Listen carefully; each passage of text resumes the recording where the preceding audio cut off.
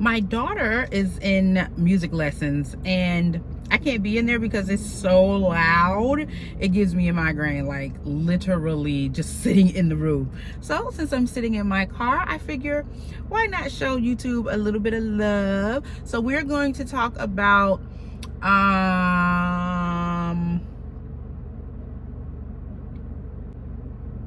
what are we talking about?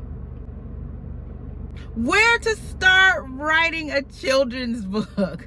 I want to write a children's book, but where do I start?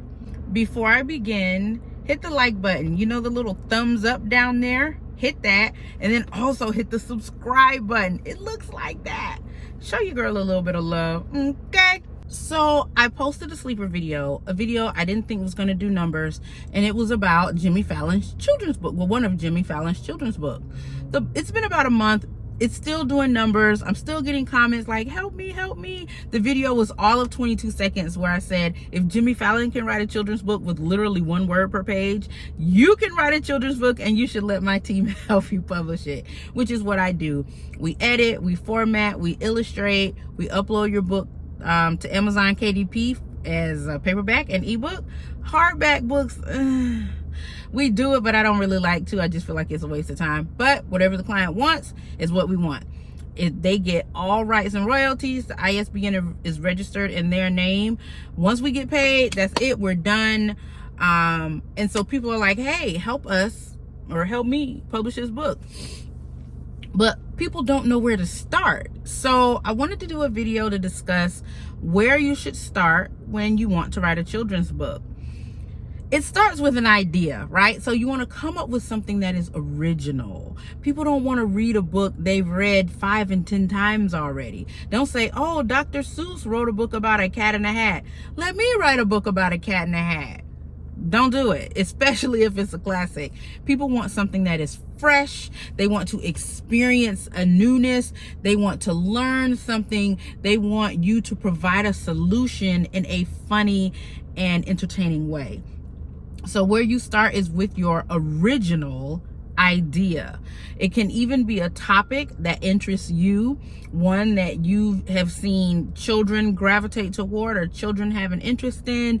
But whatever it is, take it and make it yours. Now, there's nothing new under the sun, right? But you still can come up with an original concept, okay?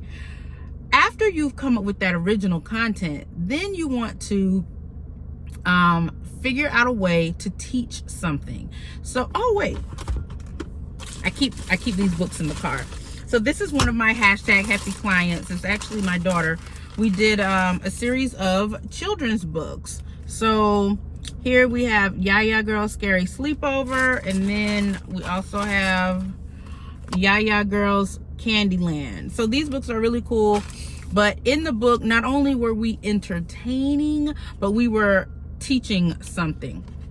So this book, Scary Sleepover, is about the girls are having a sleepover and they hear sounds, and when they investigate the sounds, they find out they are normal, common household sounds. So on the back it says, we are illustrating the principles of bravery, sisterhood, motivating one another, overcoming fears, teamwork, camaraderie, and entrepreneurship. So we are teaching them, like, they hear a creak, right? They're trying to go to bed. They hear a creak, so then they go to investigate the sound. And they investigate the sound and they hear it creak again, only to find out that it is a creaky door. So they do the investigation, they find out it's a creaky door, and it's like, whew, okay, we're safe. We can go back to sleep. Then in Candyland, this book is about the girls go to the magical world of Candyland. Everything is made out of candy.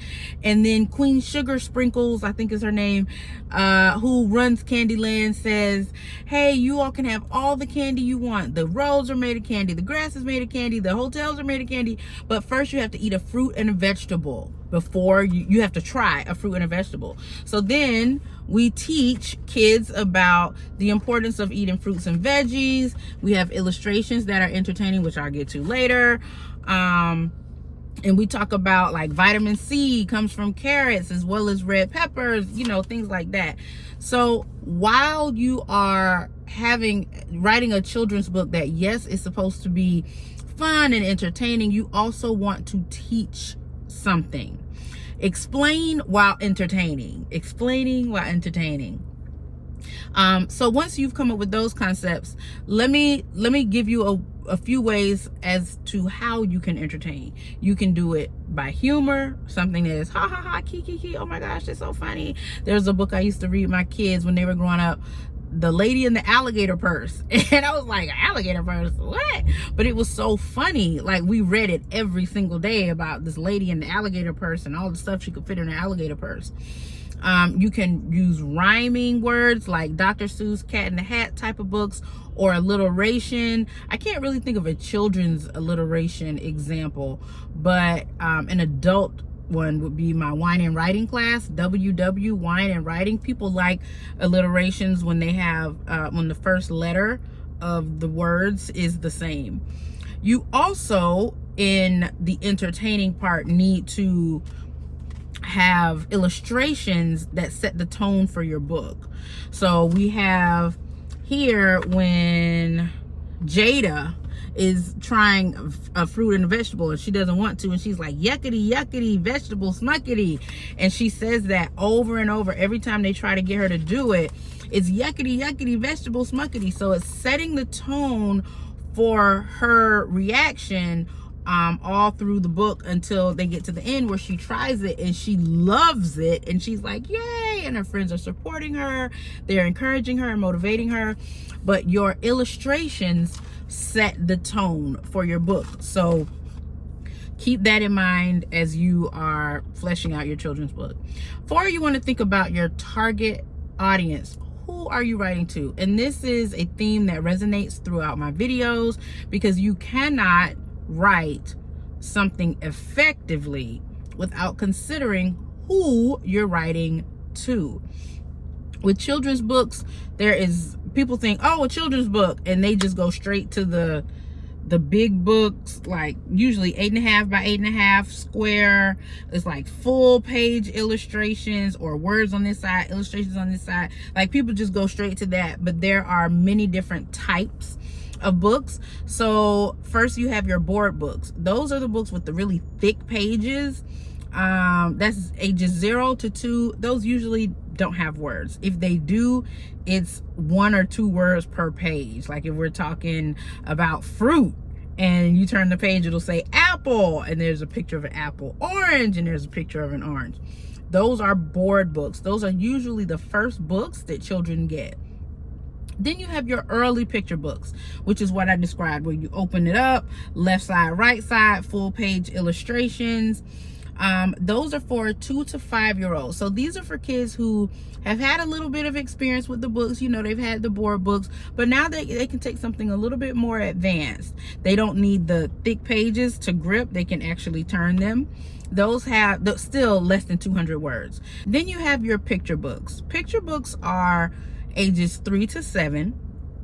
And this is where you start having more words. So yes, you may have a full page illustration, but instead of having 1 or 2 words on the page, you'll have a sentence or 2 or 3, maybe short paragraphs on the page to tell the story, even though you have these really big page covering illustrations. So that's your 3 to 7. Less than 300 words though. Still not too heavy on the story part, more the pictures, but we have stories. Then you have your chapter books. So this is an example of a chapter book. We have illustrations on every page, just about. So they're reading, but they're also getting a lot of pictures. I believe, oh my goodness. I think that this has like 8 chapters. Let me see. 1, 2, 3, 4, 5, 6, 7, 8, 9, 10. 10 chapters. And it's a pretty easy read. 10 chapters at about 90 pages. So it's a pretty easy read. You can do it in a day, definitely 2. This is ages 5 to 10. So for an advanced 5-year-old, up to age 10. Then you have your middle grade. So middle grades is where you start to see more story and less picture. Most middle grades don't have many pictures at all. There'll be a picture here, picture there, or if you do have a picture, it's like one small illustration in the corner, you know, or something like that. But we're telling stories at middle grades. That is ages 7 to 12. Then lastly, you have your young adult. So the only images you're getting are on the cover, okay? No illustrations. This is strictly telling a story. Think like Harry Potter, fantasy, Judy Blume, like that kind of stuff, where your chapters, no pictures, just words. So once you have come up with your original idea, you have decided what you're going to teach, you have decided how you're going to entertain, and you have figured out who your target audience is, then you can begin writing your children's book. If this content was good to you, if you got any help out of this video, please leave me a comment below and say, oh my gosh, Carla, this was amazing. Or, hey, I still need help. I understand what you said, but I still really need help with the children's book. Ask me the question below and I'll respond with a video. Happy writing.